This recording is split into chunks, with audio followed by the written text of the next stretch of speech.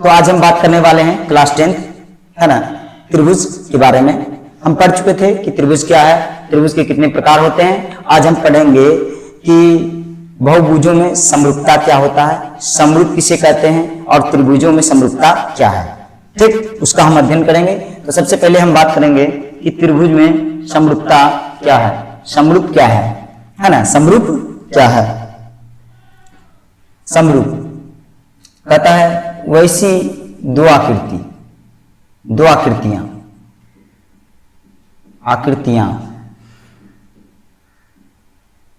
जिनके आकार क्या हो, समान हो लेकिन निश्चित रूप से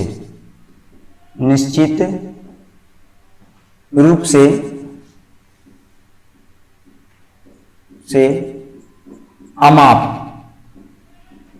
समान ना हो उसे समरूप कहते हैं, उसे समरूप कहते हैं। जैसा कि इसके नाम से ही पता चल रहा, समरूप मतलब एक जैसे दिखने वाली दो आकृतियां,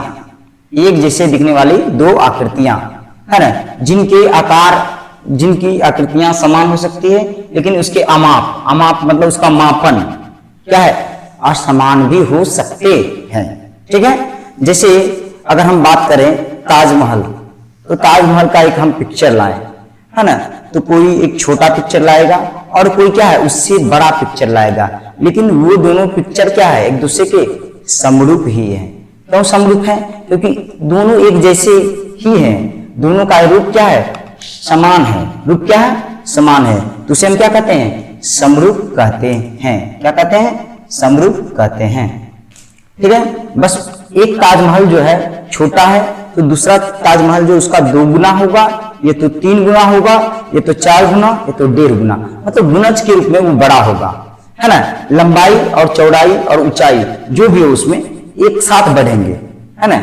अगर लंबाई 2 गुना हुआ तो चौड़ाई भी 2 गुना और ऊंचाई भी 2 गुना होंगे, है ना। तो उसे हम क्या कहते हैं, समरूप कहते हैं। उसके बाद हम पढ़ने वाले हैं कि बहुभुजों में समरूप क्या है, बहुभुजों में समरूप, है ना। उसके बाद हम क्या जानेंगे, बहुभुजों में समरूप, बहुभुजों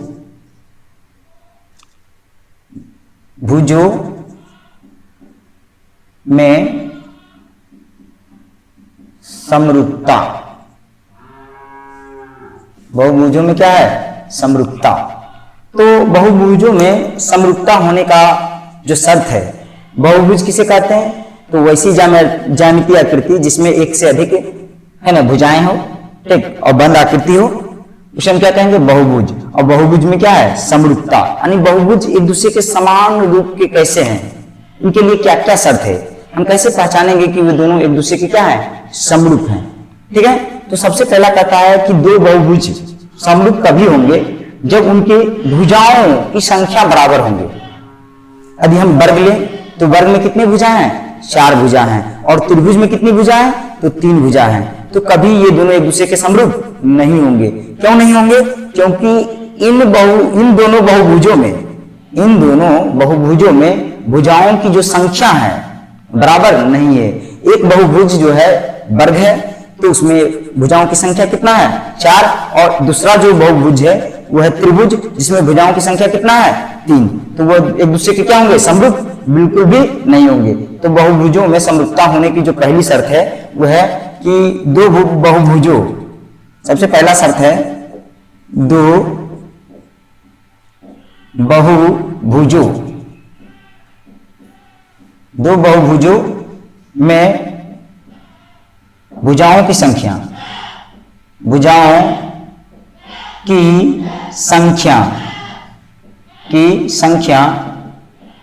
समान हो।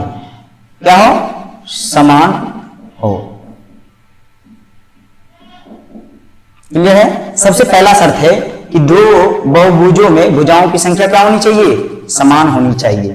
ठीक है, क्लियर है? तो आगे जो कह रहा है कि दो बहुभुजों में संगत कोण, जो इसके संगत कोण है वो आपस में क्या होना चाहिए, होने चाहिए, बराबर होने चाहिए, है ना। ऐसी आकृतियां जिनमें भुजाओं की संख्या क्या हो, समान हो, है ना। और दूसरा जो शर्त है, दूसरा शर्त कहता है दो बहुभुजों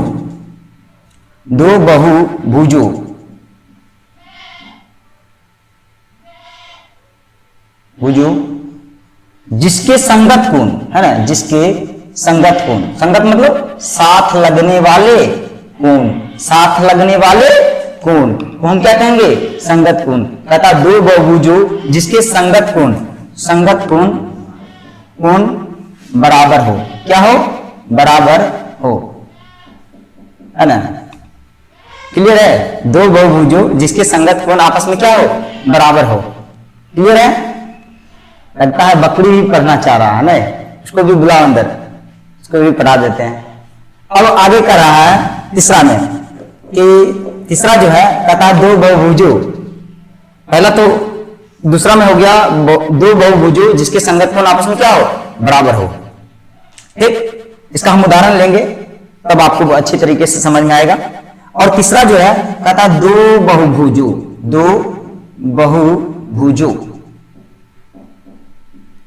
जिसके है ना संगत भुजा मतलब क्या हुआ, संगत भुजा आपस में, संगत भुजा समानुपाती हो, क्या हो, समानुपाती हो। क्लियर है, संगत भुजा क्या हो, समानुपाती हो। ठीक है, तो ये जो तीन शर्तें हैं बहुभुजों में समरूपता के लिए, ये तीन शर्तों का यदि पालन हो पाता है तो वो दो बहुभुज आपस में क्या होंगे, समरूप होंगे। दो बहुभुज क्या होंगे, आपस में समरूप होंगे। तो हम कुछ उदाहरण लेना चाहते हैं। सबसे पहले हम बात करेंगे, है ना, सबसे पहले हम बात करेंगे वर्ग और वर्ग के बारे में। यदि हम दो वर्ग लें, क्या लें, दो वर्ग, है ना। वर्ग से हम शुरू करते हैं। सबसे पहला उदाहरण लेंगे, कुछ बहुभुज, जैसे में सबसे पहले है वर्ग, क्या है, वर्ग। कहता है वर्ग, दो वर्ग हम लेते हैं, है ना। पहला जो वर्ग होगा हमारा, उसकी भुजा को मान लेते हैं हम x, क्या मान लेते हैं, x। क्लियर है, a b c और क्या है ये d, ये भुजा हो गई x। तो वर्ग की सभी भुजा आपस में क्या होते हैं, बराबर होते हैं। वर्ग वह ज्यामितीय आकृति है जिसकी सभी भुजाएं आपस में क्या होते हैं, बराबर। AB बराबर AC बराबर CD बराबर BD, है ना। और दूसरा जो हम वर्ग लेते हैं, इससे बड़ा लेते हैं, इससे क्या लेते हैं, बड़ा, इससे बड़ा वर्ग लेते हैं, जिसकी भुजा को हम मान लेते हैं y, A B C D। तो इसके नामांकन में भी परिवर्तन कर सकते हैं, A dash B dash C dash और D डैश। ठीक है, इसकी भुजाओं की जो लंबाई है बाई। ठीक है, तो अब देखो वर्ग किसे कहते हैं, तो जिसमें चार भुजा हो और चारों भुजा आपस में क्या हो, बराबर हो, तथा प्रत्येक कोण कितना डिग्री हो, 90 डिग्री हो, है ना। तो इसमें भी 90 डिग्री होगा, ये भी 90 डिग्री, ये भी 90 डिग्री, ये भी 90 डिग्री, ये भी 90 डिग्री, ये भी 90 डिग्री, ये भी 90 डिग्री, ये भी 90 डिग्री और ये भी 90 डिग्री। क्लियर है। तो अब हम बात करेंगे कि ये दोनों जो वर्ग है आपस में समरूप है या नहीं है। सबसे पहले तो हम इन सभी नियमों से इसको चेक करेंगे कि ये दोनों समरूप है या नहीं है ना। इन तीनों नियमों से,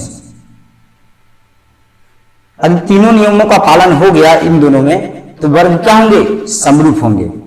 ठीक है, और हम ये भी देखेंगे कि वर्ग अभी तो समरूप है, क्या वर्ग हमेशा समरूप होंगे, है ना। ये भी हो सकते हैं कि वर्ग हमेशा भी समरूप हो जाए, है ना, कोई सा भी वर्ग ले। चलो ठीक है, तो सबसे पहला कहता है दो बहुभुज, तो दो बहुभुज ले लिए, है ना। पहला वर्ग, दूसरा वर्ग, भुजाओं की संख्या समान हो। इसमें भुजा कितने हैं, AB 1, है ना, AC 2, CD 3 और BD कितना है, 4। और इसमें भी भुजा कितना है, A डैश B डैश 1 हुआ, A डैश C 2, है ना, C डैश D डैश, है ना, 3 और B डैश D डैश क्या हुआ, 4।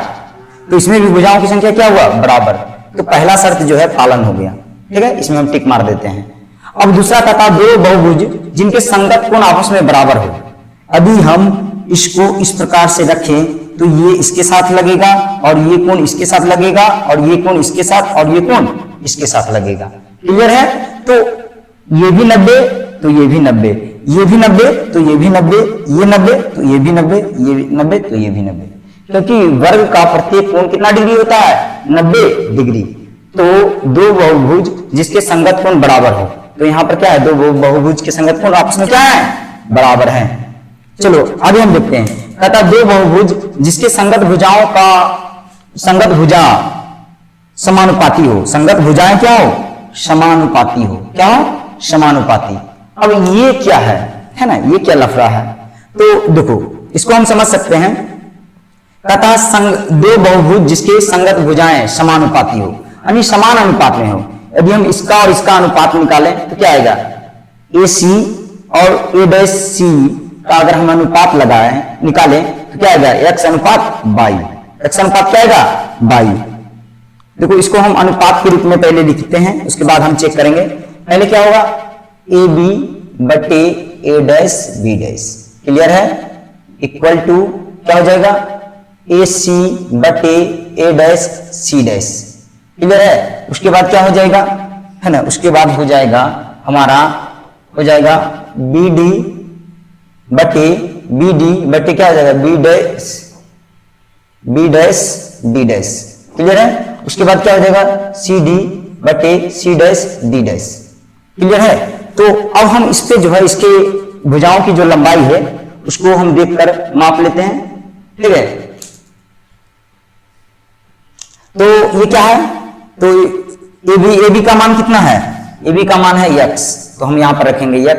और A'(B') का मान कितना है? भुजाओं की लंबाई कितना है? Y, तो ले लिए। उसके बाद क्या है? AC के भुजाओं की लंबाई क्या है? X, तो X रख लिए। A' और C' के भुजाओं की लंबाई कितना है? Y, तो ले लिए। और BD के भुजाओं की लंबाई कितना है? X, और B'(D') की भुजाओं की लंबाई कितना है? तो इधर है Y', Y है ना? उसके बाद क्या है? CD के भुजाओं की लंबाई कितना है? तो X। उसके बाद आगे हम बात करें तो C'(D') भुजाओं की लंबाई कितना है? Y। तो सभी जो हैं बराबर रूप में आ रहे हैं। क्या रहे हैं? X बटे Y, X बटे Y, X बटे Y, X बटे Y। अगर हम बात करें अनुपात की, यदि आपको अनुपात नहीं मालूम है तो अगर कहीं संख्या लिखा हो 2/3, इसको हम अनुपात में किस प्रकार से लिखेंगे? इसको हम अनुपात में इस प्रकार से लिखते हैं 2, इसको हम पढ़ते हैं अनुपात। क्या पढ़ते हैं? अनुपात। क्या पढ़ते हैं? अनुपात। और लिखेंगे 3, इसको कहते हैं 2:3। क्लियर है? यदि फिर से 2:, यहां X अनुपात Y, इसको हम क्या लिख सकते हैं? X अनुपात Y, है ना? इसको हम लिख सकते हैं X अनुपात Y, X अनुपात Y। ठीक है? और बराबर की जगह पर हम लिखेंगे समान अनुपात। समान मतलब समान, है ना? अनुपात मतलब अनुपात। तो ये दोनों क्या है? अनुपात के रूप में है। इसका मतलब क्या हो? समान अनुपात। तो फिर से लिखो X अनुपात Y, फिर है समानुपाती, तो फिर से लिखो X अनुपात Y, है ना? फिर से है समानुपाती, तो फिर से लिखो X अनुपात Y। मतलब ये क्या है? समान अनुपात में है। किस अनुपात में है? समान अनुपात में है। ठीक? X से बढ़ा Y में, तो ये भी क्या हुआ? X से बढ़ा Y में, है ना? मतलब समान दुगुना बढ़ रहे हैं, 3 गुना बढ़ रहे हैं, इस तरह से।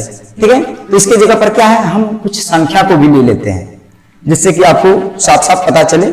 सबसे पहले आप इसका स्क्रीनशॉट ले सकते हैं, उसके बाद हम आगे बढ़ेंगे।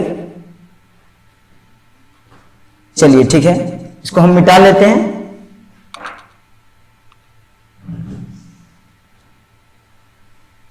आगे हम बात करेंगे संख्या को लेकर, है ना, कि वर्ग जो है किस तरह से समरूप है। वर्ग जो है आपस में किस प्रकार से समरूप है।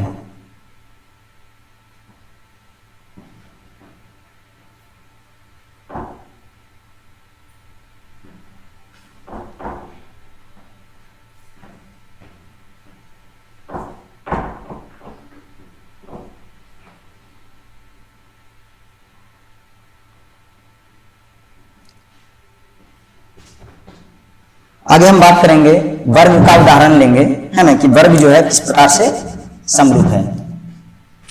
तो हम ले लेते हैं एक वर्ग जिसकी भुजा है ना 2 मीटर, कितना मीटर, 2 मीटर, ए बी है ना, सी और डी, तो ये भी हो जाएगा 2 मीटर, क्योंकि वर्ग की सभी भुजा आपस में क्या होते हैं, बराबर होते हैं।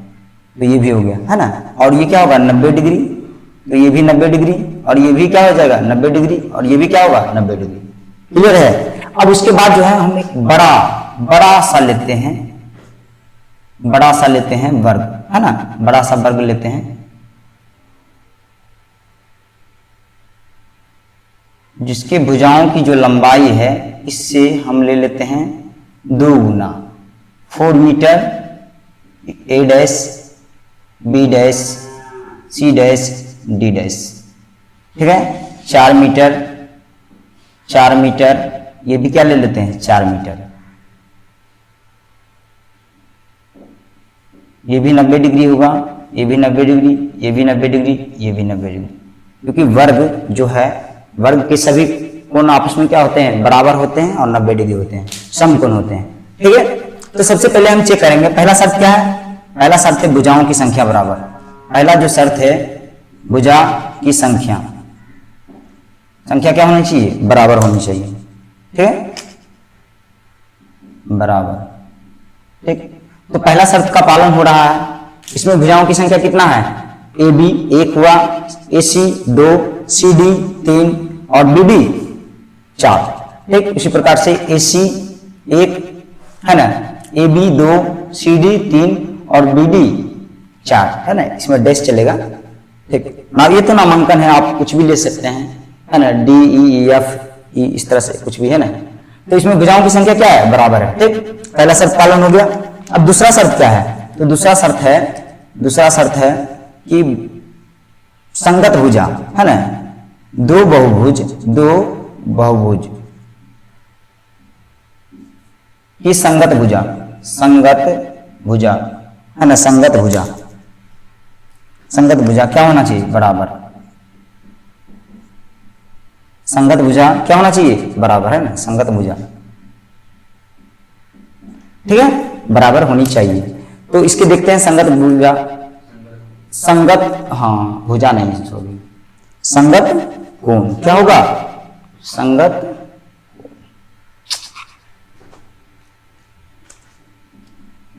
कोण क्या होना चाहिए, बराबर होनी चाहिए। तो यहाँ क्या है, साथ लगने वाले कोण 90, तो ये भी क्या है 90, ये 90 तो ये भी 90, ये 90 तो ये भी 90 और ये 90 तो ये भी 90। ठीक है, तो दूसरे नियम का भी पालन हो गया। अब तीसरा नियम हम देखते हैं, तीसरा नियम को हम चेक करेंगे। तो तीसरा नियम में क्या होगा कि तीसरा नियम में जो होगा वो है दो बहुभुजों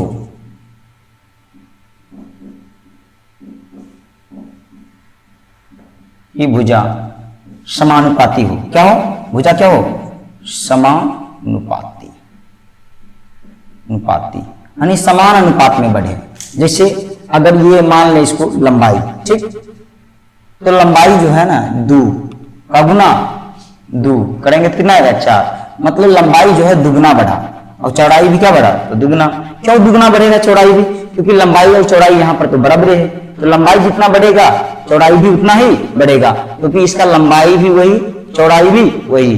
वर्ग में लंबाई और चौड़ाई दोनों आपस में क्या होते हैं, बराबर, इसीलिए वर्ग की सभी भुजा आपस में क्या होते हैं, बराबर। तो जिस तरह से एक बढ़ रहा है उस तरह से सभी बढ़ेंगे। ठीक है, तो इसमें क्या होंगे, समान अनुपात में आएंगे। किसमें आएंगे, समान अनुपात में आएंगे। इसको हम चेक भी कर सकते हैं, लिख सकते हैं ए बी बटे ए डैश बी डैश। ठीक है, उसके बाद हम क्या लिख सकते हैं, ए सी बटे ए डैश सी डैश। ठीक है, उसके बाद हम क्या लिख सकते हैं, बी डी बटे बी डैश डी डैश, और उसके बाद हम क्या लिख सकते हैं, सी डी बटे C dash D dash. Clear है, तो ए बी बटे ए डैश बी डैश लिखेंगे तो क्या आएगा, तो हमको आएगा 2, ए बी का मान कितना है 2 और ए डैश बी डैश का मान कितना है 4, तो 2 बटे क्या हो जाएगा 4। इसी प्रकार से ए सी का मान कितना है, तो 2, इधर ए सी ए डैश सी डैश का मान कितना है 4, तो यहां भी होगा 2 बटे 4। कहने का अर्थ है कि सब में 2 बटे 4 2 बटे 4। तो वर्ग जो है वो हमेशा समरूप होंगे।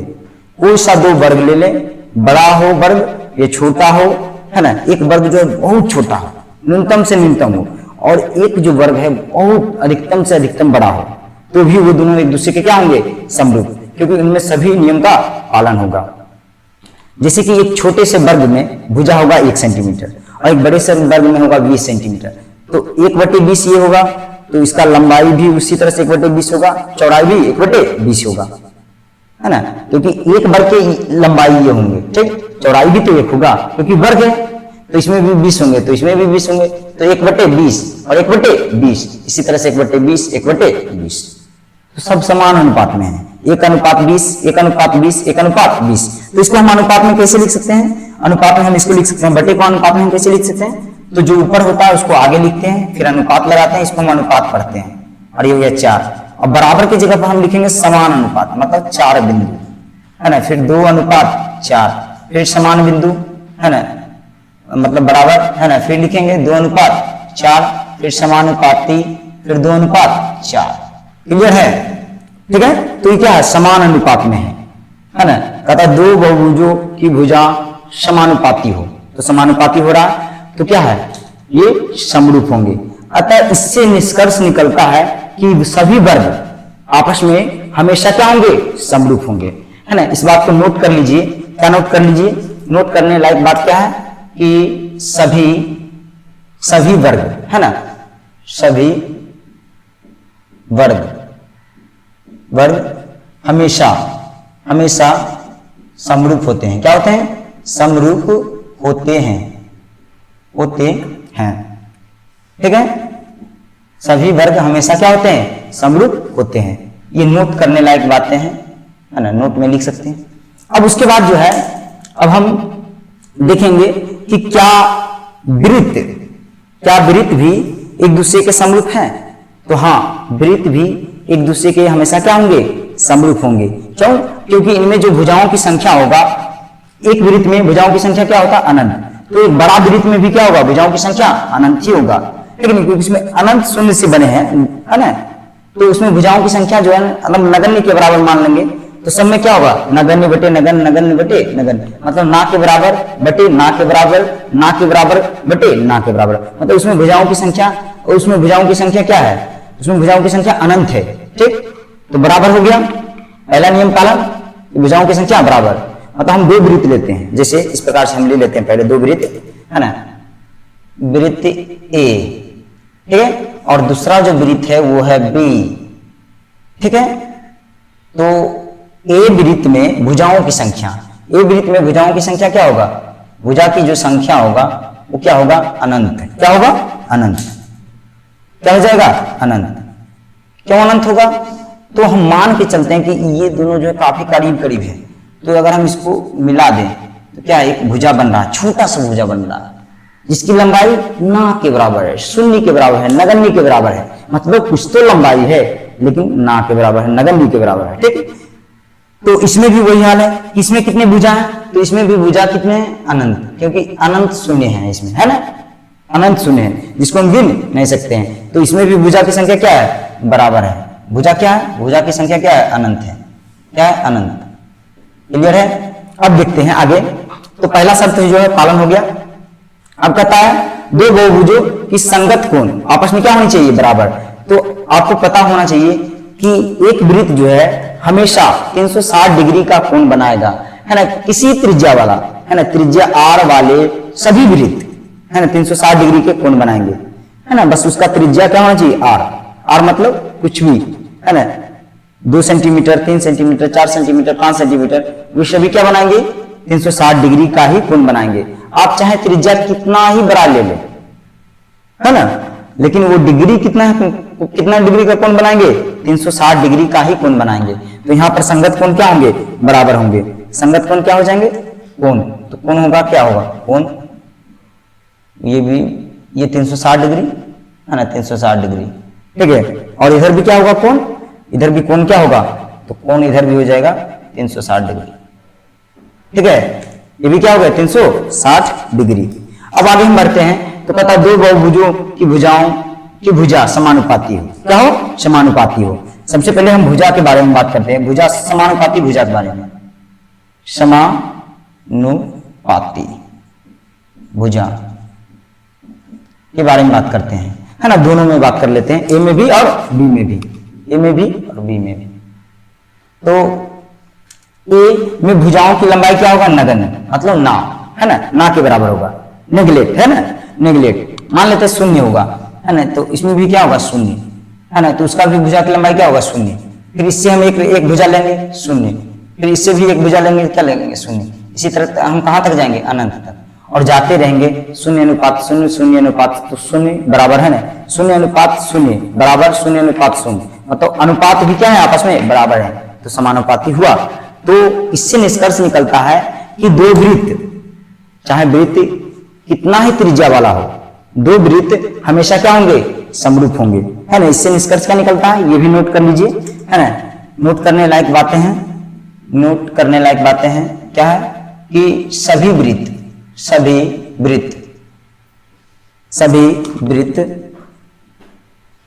हमेशा समरूप होते हैं। क्या होते हैं, समरूप होते हैं, समरूप होते हैं, ठीक है।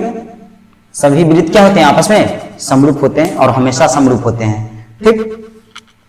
उसके बाद हम आगे बात करेंगे कि सभी वृत्त तो आपस में समरूप होते हैं।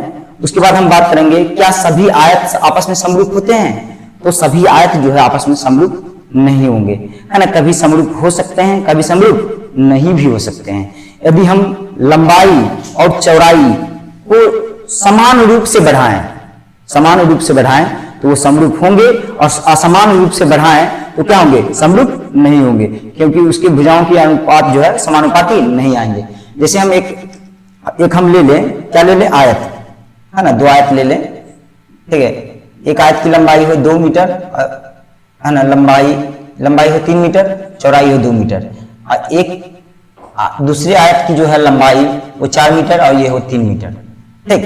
तो इसका दुगना इसकी ये जो है चौड़ाई है, तो चौड़ाई बटे चौड़ाई करेंगे तो कितना आएगा, 2:3, ठीक। और इसको हम करेंगे तो कितना आएगा, 3:4, तो 2:3 और 3:4 दोनों आपस में बराबर नहीं है, मतलब बराबर नहीं है, मतलब समान अनुपात में नहीं है। अगर हम कह दें, हम यहाँ पर लिखें कि 2/3 बराबर 3/4 है, ये संभव है, नॉट इक्वल टू, मतलब दोनों आपस में बराबर नहीं है। तो हम कह सकते हैं कि 2:3 समानुपाती नहीं है, 3:4 ये समानुपाती नहीं है, ठीक, समान अनुपात में नहीं है। बात क्लियर है। तो समान अनुपात में नहीं है, और कभी समान अनुपात में हो भी सकते हैं। जैसे यहाँ 2 है, ठीक, यहाँ 3 है, तो हम इसको भी दुगुना कर देंगे।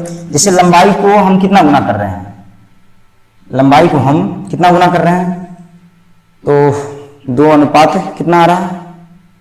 अच्छा चलिए ठीक है, दूसरा उदाहरण ले लेते हैं। जैसे मेरे पास है एक आयत है, तो उसकी जो चौड़ाई है 2 है, ठीक, और लंबाई 3 है, तो और दूसरा जो आयत है उसकी चौड़ाई जो है 4 है और लंबाई कितना है, 6 है। तो यहाँ पर चौड़ाई कितना हुआ, 2 गुना, यहाँ पर लंबाई कितना हुआ, 2 गुना। तो कहने का अर्थ है कि वैसे आयत आपस में समरूप होंगे जिनके लंबाई को जितना गुना बढ़ाया जाए उसी प्रकार से चौड़ाई को भी बढ़ाया जाए, ठीक। जैसे यहाँ पर 2 का गुना 4 हुआ, मतलब दुगुना बढ़ा, ठीक है। तो 3 का गुना 6 बढ़ना चाहिए, तभी समरूप होंगे, अन्यथा समरूप नहीं होंगे। और जो हमेशा समरूप नहीं होंगे उनको क्या करना है, चेक करना है, उसको जांचना है ना। अगर सोचिए जितनी भी आकृतियां हैं जो कि जैसे आयत है, तो आप वो हमेशा समरूप होते, तो हमें समरूपता पढ़ने की कोई आवश्यकता नहीं थी। हम जान लेते हैं कि ये सभी जो आकृतियां होते हैं आपस में क्या होते हैं, समरूप होते हैं, है ना। तो यहाँ पर जांचने की आवश्यकता हो सकती है, कहाँ पे, आयत पे। तो आयत हमेशा समरूप नहीं होते हैं, है ना। इससे निष्कर्ष निकलता है कि आयत हमेशा समरूप नहीं होते हैं। उसके बाद हम बात करेंगे वर्ग के बाद, वर्ग हम बात कर लिए, है ना, वृत्त हम बात कर लिए। उसके बाद हम बात करेंगे, है ना, समबाहु त्रिभुज के बारे में, क्योंकि समबाहु त्रिभुज हमेशा क्या होंगे, समरूप होंगे, है ना। समबाहु, अच्छा ये वर्ग है तो इसकी सभी भुजा बराबर है, क्योंकि इसमें 4 भुजा है और समबाहु त्रिभुज में क्या होंगे, वो त्रिभुज है, तीन भुजा है, लेकिन तीनों भुजा आपस में बराबर होंगे, इसके भी और इसके भी। तो इधर मान लेते हैं इस त्रिभुज की भुजा है 2 मीटर, तो 2 मीटर 2 मीटर, इसकी है 3 मीटर, तो 3 मीटर 3 मीटर, तो 2/3 2/3 2/3। अब मान लेते हैं इसकी भुजा है 4 मीटर, इसका है 5 मीटर, ठीक।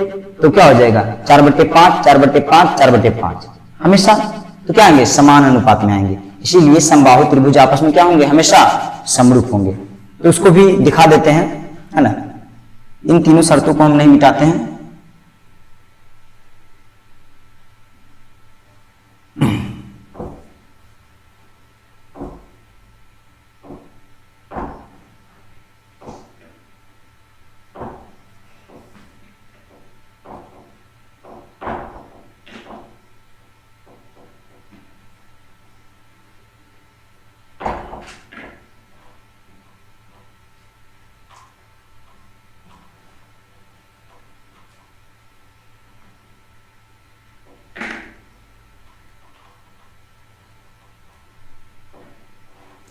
लाइव का जो ऑप्शन है ना वो हमको मिल गया है, ठीक।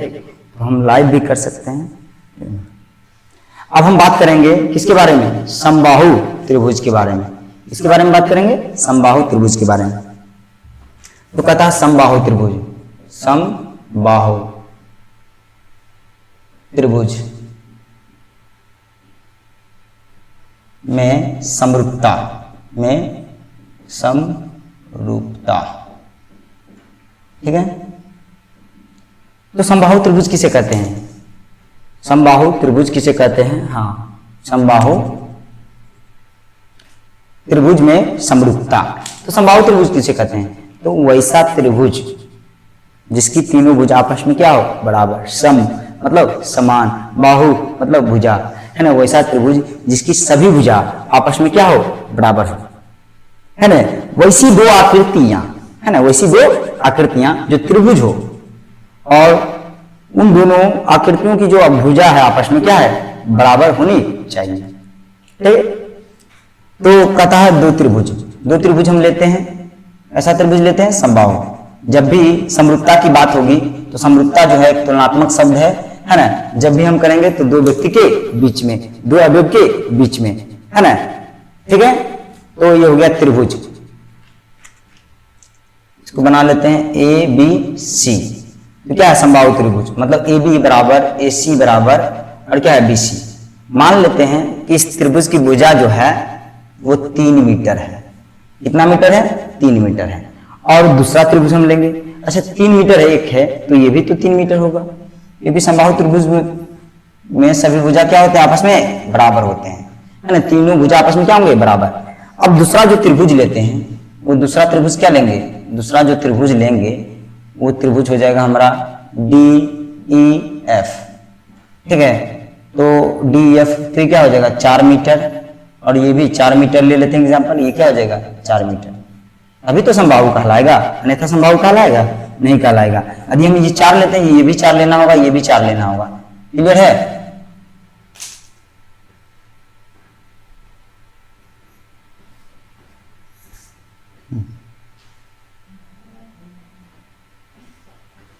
तो ये हो गया, ठीक ना।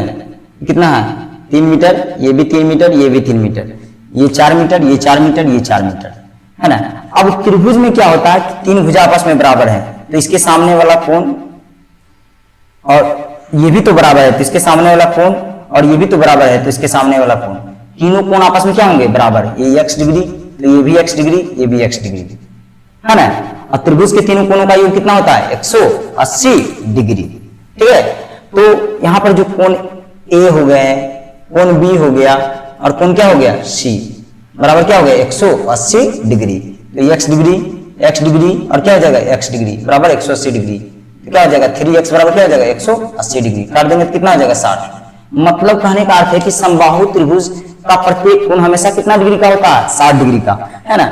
ये जो बातें हैं, ये बातें हम अगले लेक्चर में भी बता चुके हैं, है ना, कि समबाहु त्रिभुज का प्रत्येक कोण कितना डिग्री का होता है, 60 डिग्री का होता है।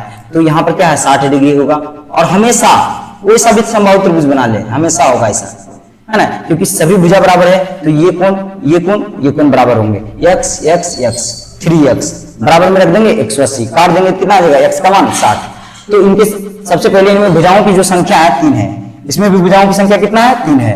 तो पहला नियम पालन हुआ। फिर दूसरा नियम क्या कहता है, दो बहुभुजों की संगत कोण आपस में बराबर होंगे। मतलब ये 60 डिग्री तो ये भी क्या होगा 60 डिग्री, ये 60 डिग्री तो ये भी क्या होगा 60 डिग्री, ये 60 डिग्री तो ये भी 60 डिग्री। तो दूसरा नियम भी पालन हो गया। अब तीसरा कहता है दो बहुभुजों की संगत भुजाएं समानुपाती हो, क्या हो समान अनुपात में हो, क्या हो समान अनुपात में हो। तो साथ लगने वाले जो भुजा है क्या क्या है, ए बी बटे क्या है डी बराबर, उसके बाद क्या है बाबू ए सी बटे डी एफ बराबर, उसके बाद क्या है बी सी बटे बी सी बटे ई एफ, है ना। तो ए बी का मान कितना है 3 मीटर, ठीक है। तो 3 बटे है ना, डी का मान कितना है, डी का मान, डी का मान कितना है डीई, डी हो गया ये 4 मीटर, है ना 4 मीटर, ठीक है। एसी का मान कितना है, एसी का मान, एसी का मान 3 मीटर है, तो यहां पर लिख देंगे 3 मीटर, है ना। डीएफ का मान कितना है, डीएफ एफ का मान कितना है 4 मीटर, क्लियर है। और इधर बीसी का मान कितना है, बीसी का मान 3 मीटर, तो यहां भी लिख दिए 3 मीटर। और ईएफ का मान कितना है, ईएफ का मान, ईएफ का जो मान है 4 मीटर है। तो सभी क्या है 3:4 समानुपाती, बराबर की जगह पर लिखेंगे 3:4, मतलब इसके लिए अनुपात और इसके लिए समानुपात, क्लियर है। उसके बाद समानुपात बराबर के लिए लिखेंगे, उसके बाद इसके लिए क्या लिखेंगे 3:4, मतलब ये क्या है समान अनुपात में है, ये क्या है समान अनुपात में है, ठीक। तो ये दोनों जो है त्रिभुज क्या होंगे समरूप होंगे। अब समरूप जो है कोई भी बहुभुज आपस में समरूप होंगे तो उसको हम संक्षिप्त रूप में कैसे दिखा सकते हैं, तो उसका सिंबल क्या है। तो समरूप का जो सिंबल है, जो चिन्ह है वो इस प्रकार से है, ठीक।